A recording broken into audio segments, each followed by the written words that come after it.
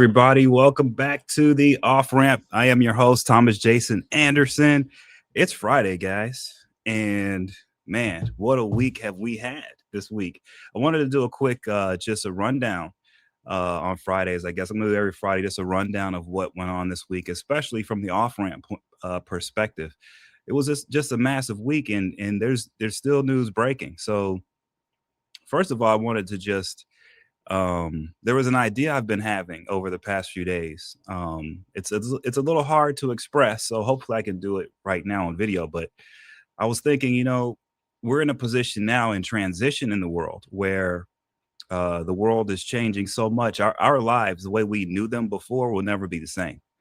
So in that transition, we have a future to look forward to while we're living in the present. And I feel like where some of us are making our mistake is we are we're trying to change the past in order to gain the future, and it's impossible. The past is the past, and we're never going to change that.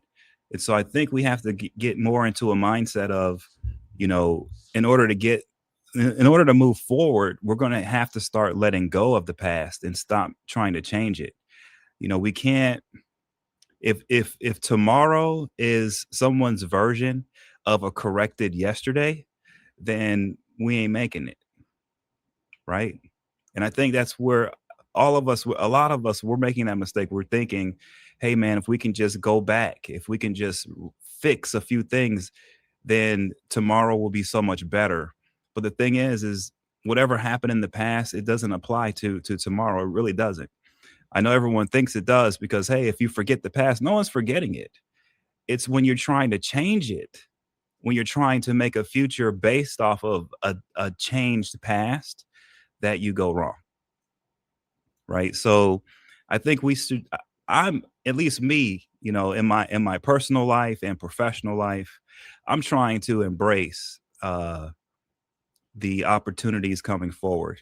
I've personally taken my own leaps of faith here. I've created my own platform here.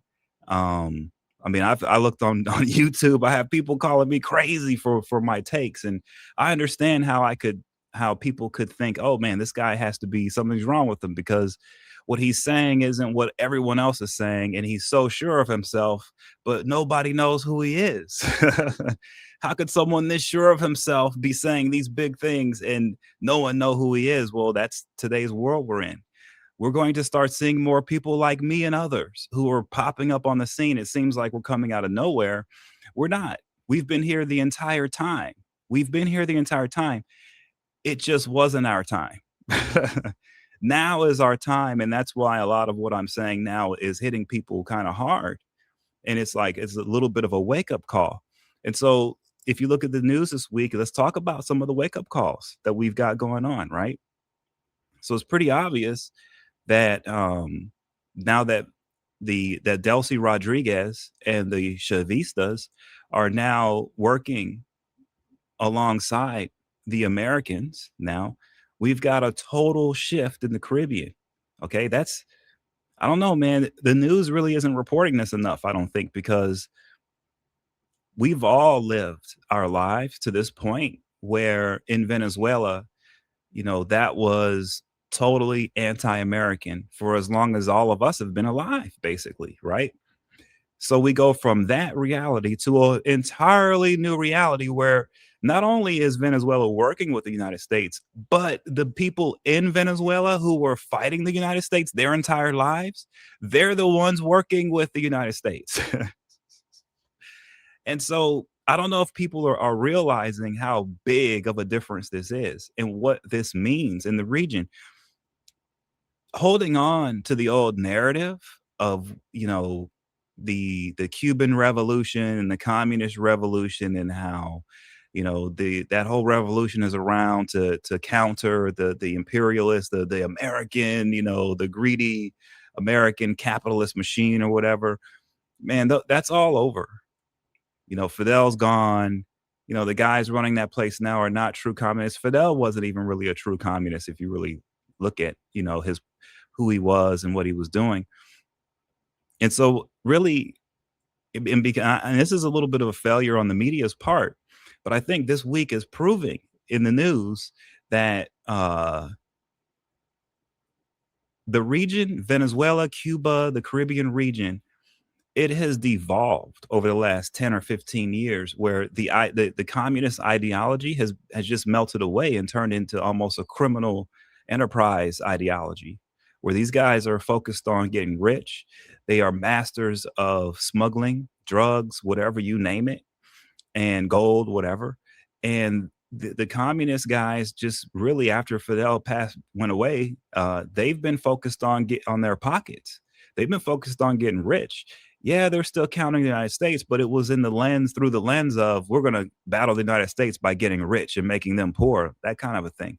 So because of that, once you take away Maduro, one of the kingpins here, people have to adjust there. And really, the communists, since it's not a real ideology anymore, since the Castro regime is gone, and they're really only there to get paid, it's much better just to work with the United States and get paid legitimately than to risk your life and be under sanctions and be running for your life. And you can't travel where you want to travel because you're making even less money doing it illegitimately. And that's sort of basically the cat that's out of the bag now is people are realizing, and people always knew, but they're realizing more and more now that there was a lot of money to be made legitimately in Venezuela. Maduro didn't need to create the situation he created down there. It didn't have to happen. And the way you know that is the communists there now working with Trump. So it didn't have to happen that way. Corruption set in, basically.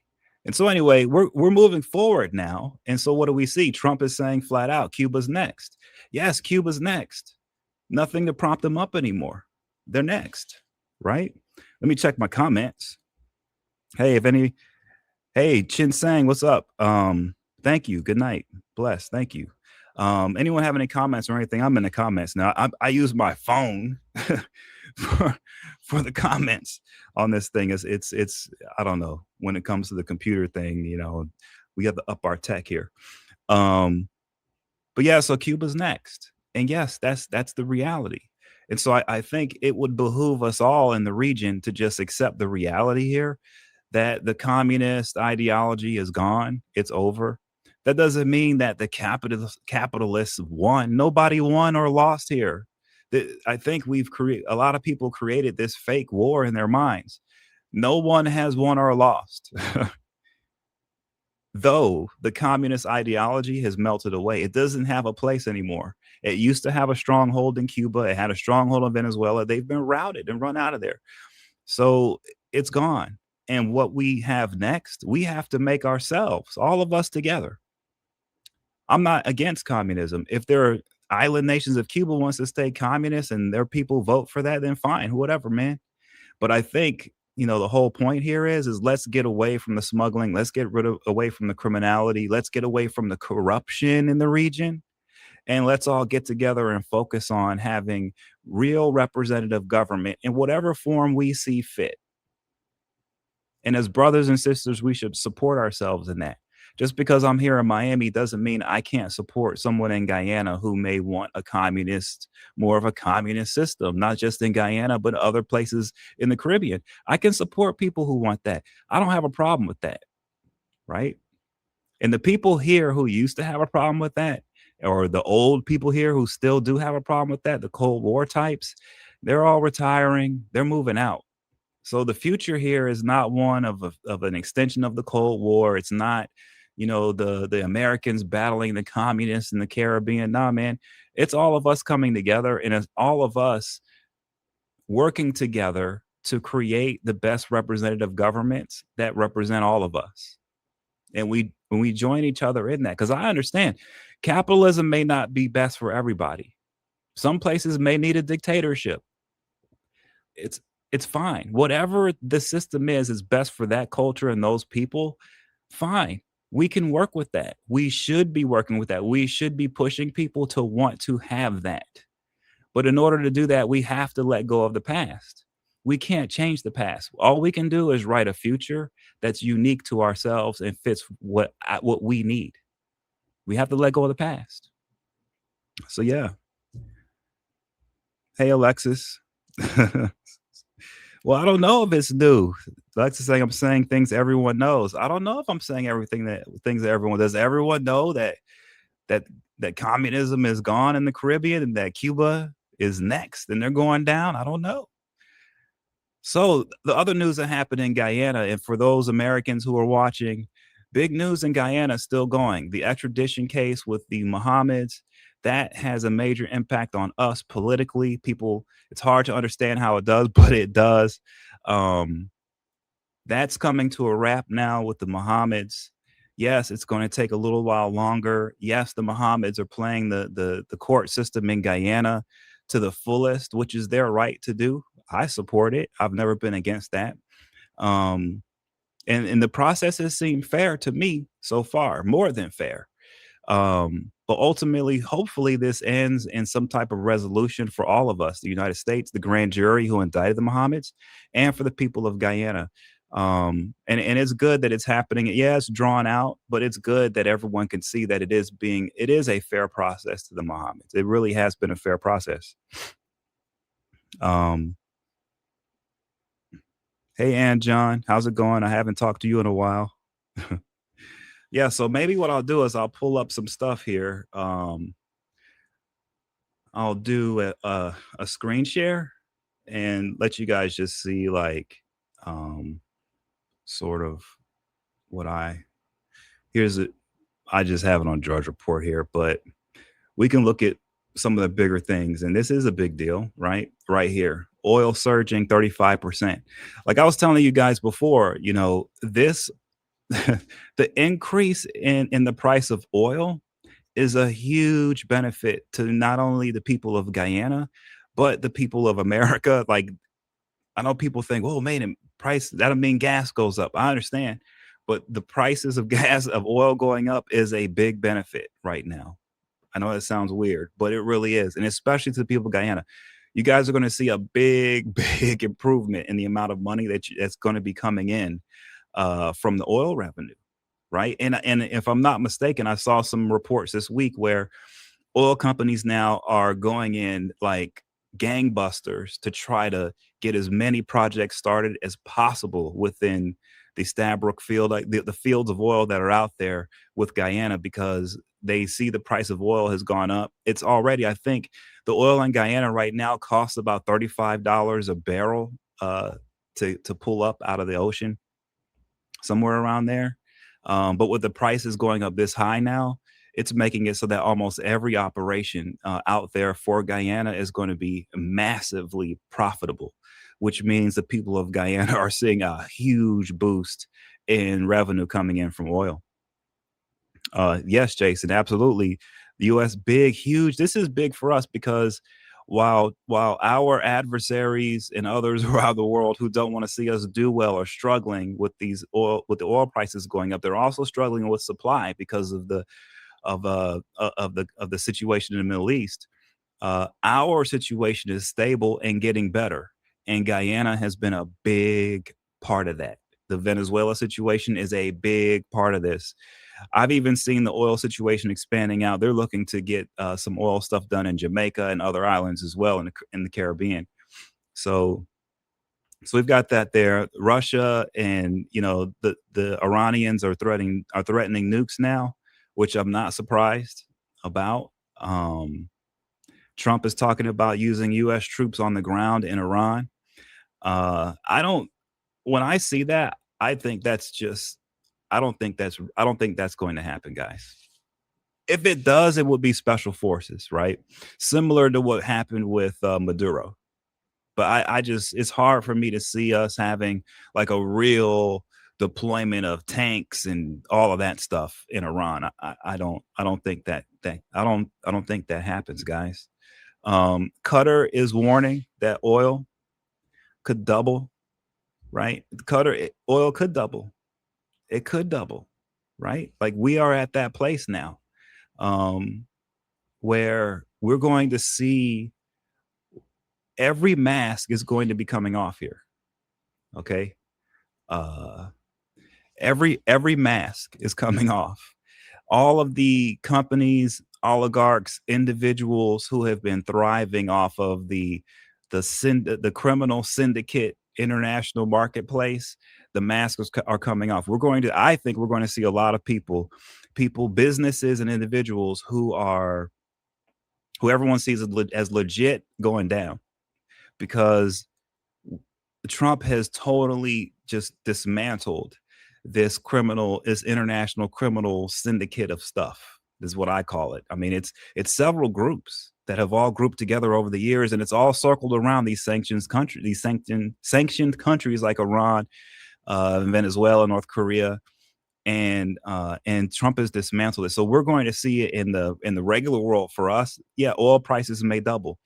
That's good news for the people of Guyana. That's excellent news. In other words, you guys are going to get double the oil revenue. And the reason why that's really good news for you guys right now is because in the oil contract with Exxon, the front end of the contract is heavy loaded to cover for the cost of the oil uh, operations. It's all front loaded. And so if for oil prices to double now, what's going to happen is it's going to clear the decks for the cost of the drilling of the oil. And once that happens, you guys are going to get a massive increase. This is when the amount of revenue coming in becomes exponential for your nation. It's going to happen faster than you guys thought because oil prices are probably going to double here. Yeah. Yeah.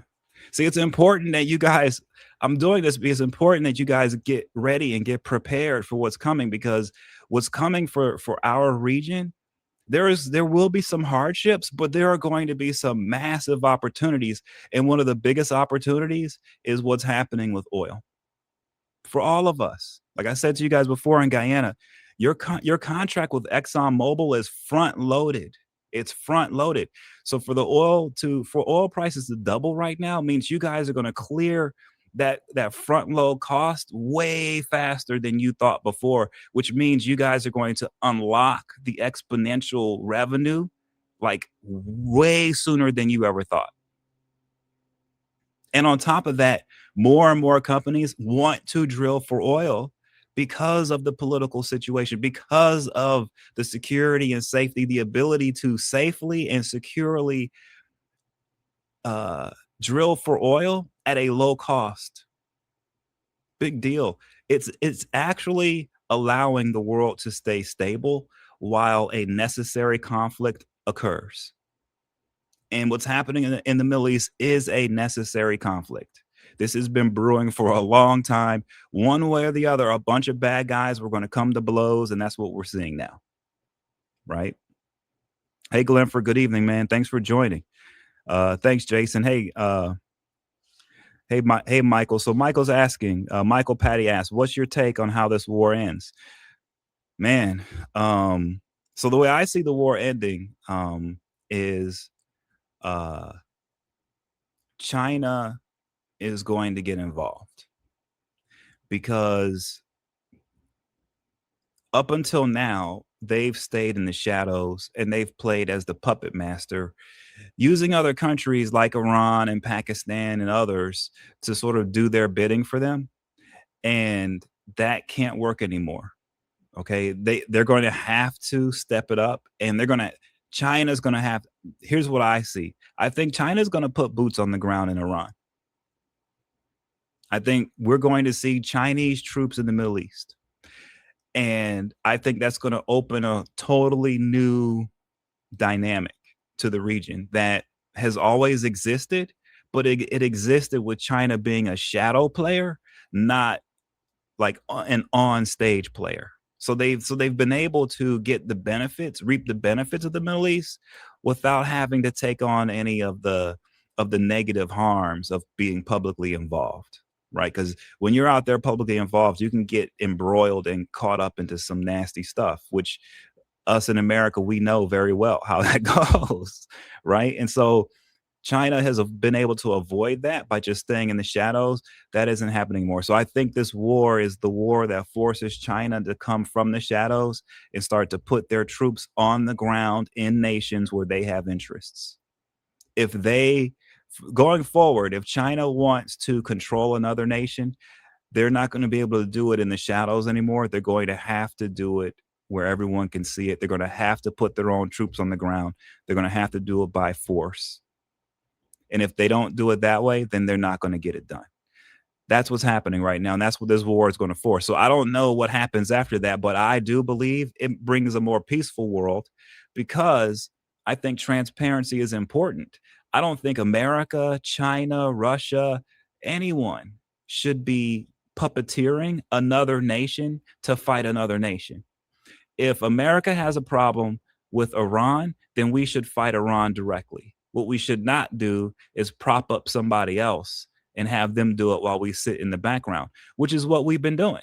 We've been propping up Israel and others to attack Iran, even though our problem is with Iran. Well, we finally do it ourselves. We've been doing it ourselves the whole time, just from the shadows, and that creates instability, and it's not right. Because when you really think about it, the people on the ground it's a head game. They're getting psyoped, right?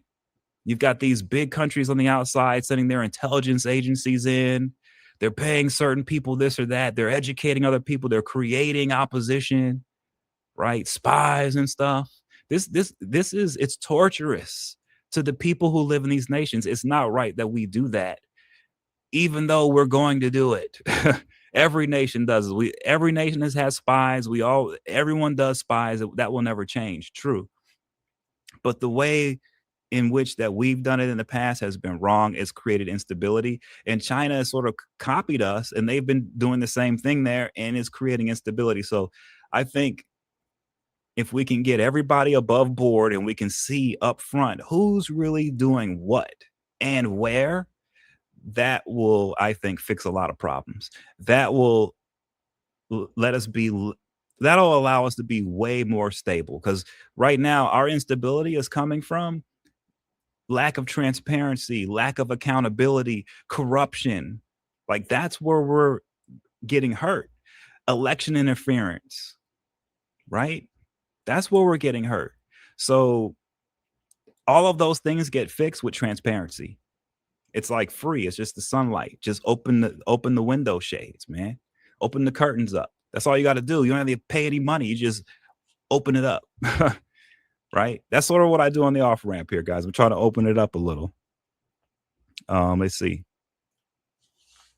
Yeah, Glenford, you're correct. So Glenford is saying the regular Guyanese aren't benefiting from the oil revenue. Not right now, because the way that the contract was designed with Exxon, it wasn't designed for Guyana to get a huge amount of revenue up front. It was designed for Guyana to cover all of the cost that it costs to be able to drill for the oil up front. And then once that was paid for, then Guyana gets this huge amount of money coming in, rolling in. And that, Glenford, is the issue. So right now the people of Guyana aren't seeing that exponential, but it's coming, and it's coming faster than you thought, because oil prices are doubling right now. Right? Hey, Alexis. Yeah. I know, Glenford. I want to come to Guyana. I need to come soon. Hi, Jamal. How are you? Yes, Jason, all stakeholders. That's the thing. That's the thing I've been saying from the beginning, right? Yes, in the past, the United States we have abused our relationship with different countries in the region. Yes, this is all documented. Yes, I know this. I know this very, very well. I'll show you something. Hold on.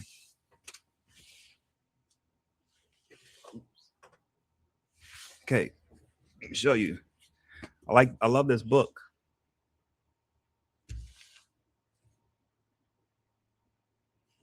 If you guys know Walter Rodney, Guyanese, Walter Rodney, he's a Guyanese guy. He was a genius. What Walter Rodney, a lot of what Walter Rodney was saying was true, and he was assassinated because of it. And the type of assassinations that happen to people like Walter Rodney is what has led to a lot of the dysfunction that we see today. It was a shoot off of, American interference with stuff, right? And I think a lot of people who are upset about how America has handled certain situations in the region, I think you guys all should know something is really important. I discovered it when I was writing Gold Bar Bob. I discovered that And if you guys can, go ahead. It's online as you can get it as an ebook, Gold Bar Bob, The Downfall of the Most Corrupt US Senator. There's parts in the book that explain US foreign policy in the Caribbean, and that it wasn't coming from the White House. So the policy that you guys in Guyana have been living under and from the United States, it really wasn't coming from the White House. It was coming from outside elements who were being instigated mainly by the Cuban exile group, the anti Fidel Castro groups. And a lot of these guys were took part in the Bay of Pigs. They were trained by the CIA, and they turned into terrorists straight up. They assassinated uh, a Chilean politician in Washington D.C. with a car bomb. They fired RPGs at the United Nations. They assassinated Cuban diplomats in the streets of New York City. Okay, we don't talk about this history. It's all in the book. We don't talk about this much, but that group of Americans is who was really that's who crafted the foreign policy that you guys have all lived under. It wasn't the White House in the United States. It wasn't the Congress. It was an elite group of individuals who have had deep ties to the Caribbean and who have been involved with different wars there and drugs and everything else. And they, over the years, became very powerful within our government, so powerful that it looks like basically they run it all. Like it looks like our policy is their policy, right? And so, sort of, a lot of my work over the years, going back to 2008, has been to dismantle this group. Yeah, little by little, one by one. Okay, Bob Menendez was one of the leaders in the group. Other members of Congress who are in Congress right now in the United States are part of this group. There were billionaires in this group, a guy named R. Allen Stanford. Like, this thing is sprawling, okay? But it is not the American people. And I think maybe that's one of the reasons why I have this connection to the people of Guyana and to the people of the Caribbean is that, I have been able to see that, wait a minute, we were asleep at the wheel. The American people were asleep at the wheel for the Caribbean for so long. And while we were asleep, an elite group of very corrupt government people and others got in there, and they really messed up our foreign policy, and they really messed up a lot of nations in the region. And what they did has made all of us Americans look bad. Well, I'm here to tell you, I'm not one of those guys. And most Americans are not these people. But I am giving voice to this problem because no one else is. And I hope the people of Guyana and the people of Caribbean can hear what I'm saying and understand that, wait a minute, America is more complicated than we thought. That actually most of people in America do not want the policies that you guys have lived under, living next to us. Or we don't want it. Most Americans had no clue what our government was doing down there. But with that said, accountability is coming to these guys slowly but surely. I'm one of the people bringing some of it through the media space. So that's why I really support all your support, guys. Well, I really, really love your support.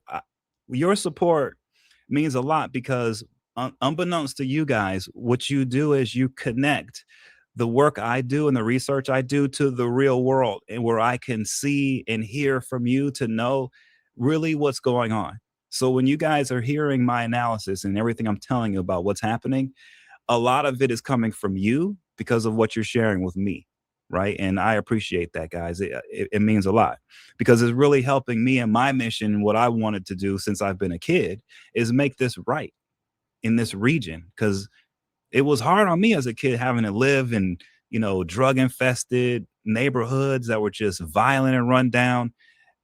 But to know that it wasn't just me, it was kids all over the Caribbean. We all, even though I was in Miami, what I went through with that stuff, a lot of kids went through in other countries all throughout the Caribbean. We were all in the same boat, and we're all adults now, right? And a lot of us are doing what we can, and I'm doing my part. And so I really appreciate you guys supporting me. It means a lot. It's not easy taking a jump out like this on and just saying, hey, and trusting, your work and trusting what you do.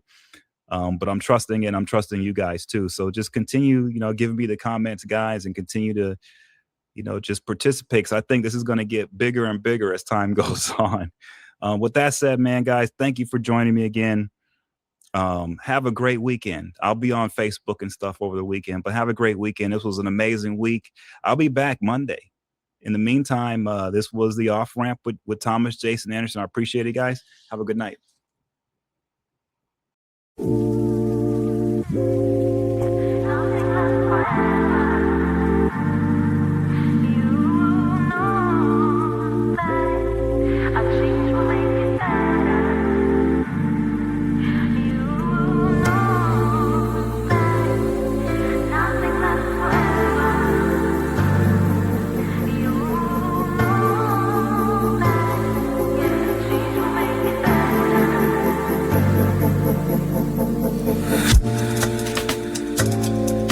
Now I'ma put it down like that. I'm leaving, I ain't coming back. You don't like the way I act anyway. You really don't have to react. Don't try to change my mind, in fact. Honey, I've already packed all my stuff. We're no longer kids, let's move on. And you are not my kid, so I'm done. Please don't make me pull my gun. Sorry boy, I can't be the one. You know it, yeah. Nothing lasts forever. You know that a change will make it better. You know that nothing lasts forever. You know that, yeah, change will make it better.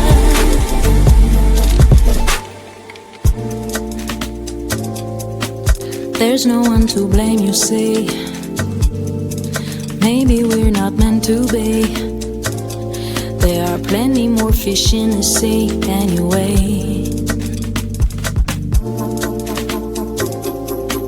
Every day's a different thing, so I'm not into wedding rings.